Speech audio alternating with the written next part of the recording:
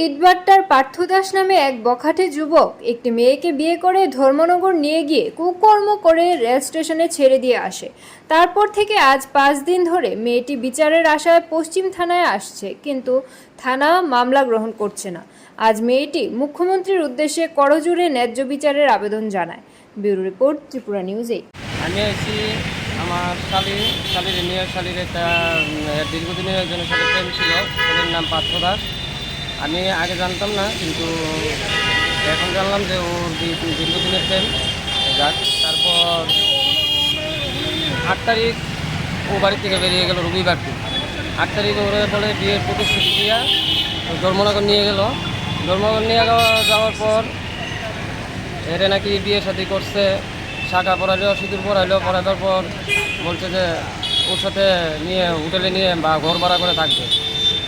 তবে তারপর গেল, এত সরল মনে মেয়ে মানুষ যে এর সাথে এতদিনের প্রেম, বিশ্বাস করার পরে গেল, তারপর থাকলো। তারপর অনেক কিছু হইলো। লাস্ট যখন মঙ্গলবার দিনে আমাকে ফোন করলো যে জানবো আপনি কই, আমি কিছু আমি বাড়িতে। তারপর আমি তো তুমি কই, আমি তো মন ঘটনা আপনি কি জানছেন না? আমি জানছি, কিন্তু আমি জানলে কি তোমরা বাড়ির থেকে তো আমার কাছে কোনো খবর আসে না, কিন্তু আমি মানুষ থেকে শুনছি। তারপর কোথাছি যে তোমার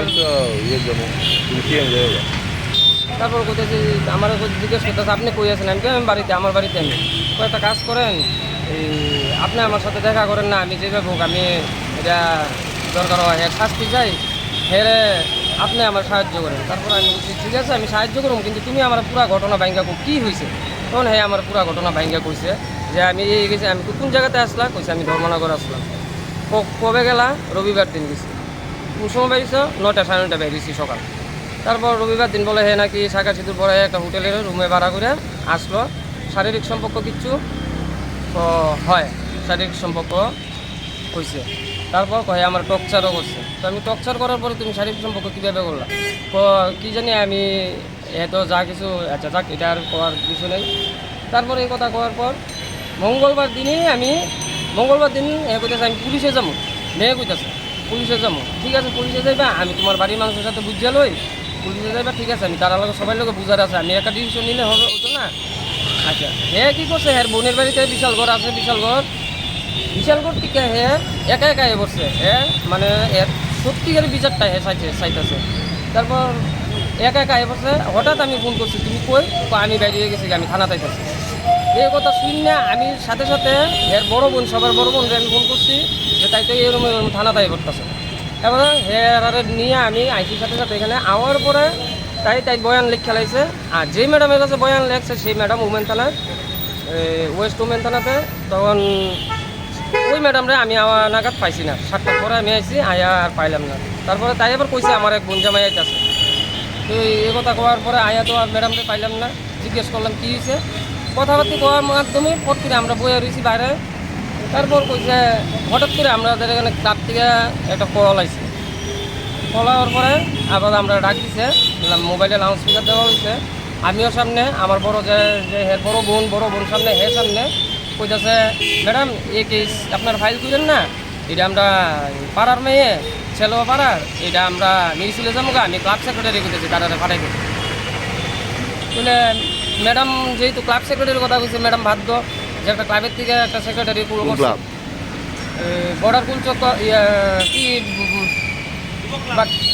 যুবক ক্লাব, এই বিগবিল পিসিউ টাকা পিসিউ বিগবিল। এই তারপর হ্যাঁ কইছে আমি ক্লাব সেক্রেটারি করতেছি, তোমরা তারা সাইডা দেন, এটা আমরা নিজেরা মিউজিলে যাবো। তাই এ পর্যন্ত এখনও মিউজিল কোনো কিছু নাই। অনেক থানাত আইসেন পরে থানাত কি উপযুক্ত ইয়ে পাইছেন? হ্যাঁ থানার থেকে কোনো মানে যে কেস করতে আইসেন আপনারা, থানা কি কইছে? থানার তারপরে না ওই দিন তো মেয়ের একটা বয়ান লিখিত একটা রাখছে 10 তারিখেরটা। তারপরে এ পর্যন্ত এ পর্যন্ত কিছু না পাওয়াতে আবার ডিসিশন নিলাম যে না এটা যাইতে হইব। আইলাম আবার এবারে গতকালকে আমরা ঢুকছি মহিলা কমিশনে ঢোকার পরে মহিলা কমিশনের যে কমিশনার আছে ঝর্ণা দেব বর্মা, তাই না কইছে আমরা তো এইভাবে নিতে পারি, আমরা মিউজিল করতে পারি, তোমরা ওমেন থানাতে গিয়ে কেস করো। আর আমার কাছে একটা এফআইআর, আমার কাছে একটা নোটিশ করে জারি করে যাও। আর ওইখানে একটা নোটিশ জারি করছি, করার পরে বলছে ওই ওমেন থানাতে যে তোমরা এফআইআরটা করবা, সেই এফআইআর একটা কপি আমরা দিবা। কালকে 4টার থেকে বিকাল 4টার থেকে রাত্র প্রায় 12টা। এখন যে ম্যাডাম আছে, যে ম্যাডামের নাম মনে হয় রুমা ম্যাডাম সম্ভবত, হঠাৎ এই মেয়ের থেকে অনেক কিছু বয়ান নিল।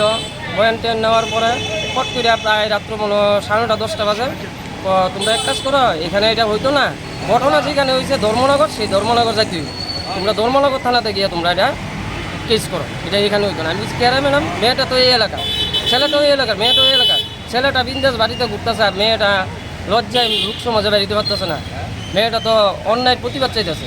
এটা কি ধর্মনগর যাবে? ধর্মনগর আপনারা যাবে, আপনাদের কাছে আমরা কেন আইছি? তারপরে এ কইল না এটা তো হইতো না। তারপরে আমি কি করি, এরপরে আমাদের এখানে মন্ডল কমিটির এক সদস্যরে আমি ফোন করছি যে এরকম তারা কইতেছে কেস রাখতো না।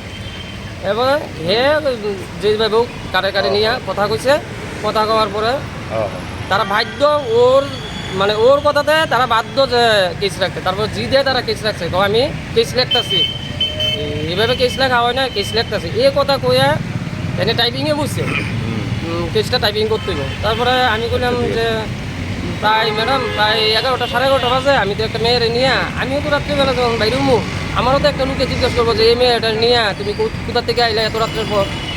তো একটা মেয়ে, আমি একটা পুরুষ মানুষ, ওই আমার আত্মীয় না। এক্ষণে মানে ইয়ে পাইছেননি আপনি? এখনো পর্যন্ত আমার কেসে বাইরে হয়েছে না।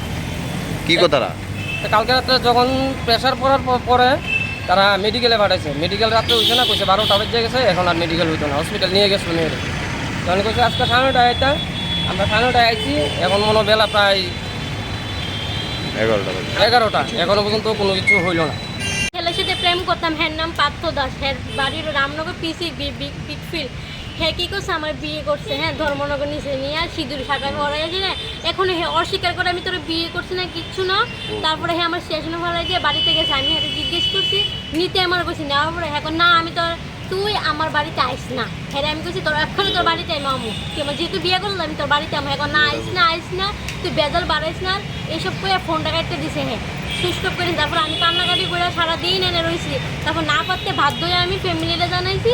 ফ্যামিলি কী করছে, আর আমার অস্বীকার থেকে না তুই কে আমি চিনি না, এই না চিনি, এখন আমি কান্নাকাটি করতে করতে কী করুন। তারপর না পারতে একটা বোন আমারে নিছে, ও না কিছু করে না, এখন ভুল করছে তো নিতেইব নিছে। তারপরে আমি তারা থাইকা মঙ্গলবার থানাতে আইসি, তারা কোনো কিছু করতেছে না, কোনো কিছু না। কারণ আমি একটা মেয়ে হয়েছি যেখানে পৌঁছে গেছি, হ্যাঁ আমার লোক এরকম হয়েছে, হ্যাঁ নোংরা কাজ করছে, আমার লোকে বাজে কাজ করছে। আজকে আমার ফ্যামিলি আমার সাথে নেই, কেউ নাই, থানা আমার সাথে নেই, মেয়ে কি হয়েছে আমি মরে গেলে ভালো আসলে মনে হয়। কবে থেকে আপনি থানাতে আইতেছেন? মঙ্গলবারের থেকে।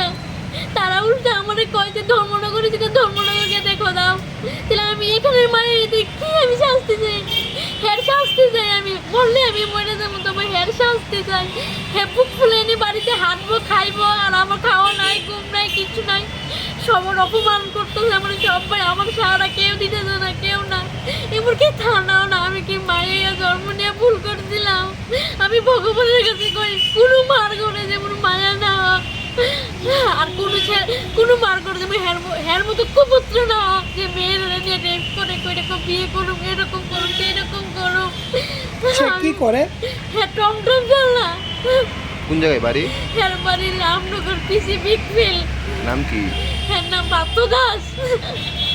তো থানাতে কবে থেকে যাচ্ছেন? মঙ্গলবার থেকে। আমি একটা মহিলা এলে আগে আমার দাম নাই। ওখানে কি চান আপনি?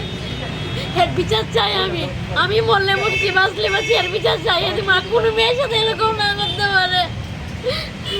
ওদের কাছে আমি যদি এতটুকু আবেদন চাই যে আমার যা হয়েছে আমার সাথে শাস্তি দেয়, তারপর একটা বলে আসবো, আগে শাস্তি দেব।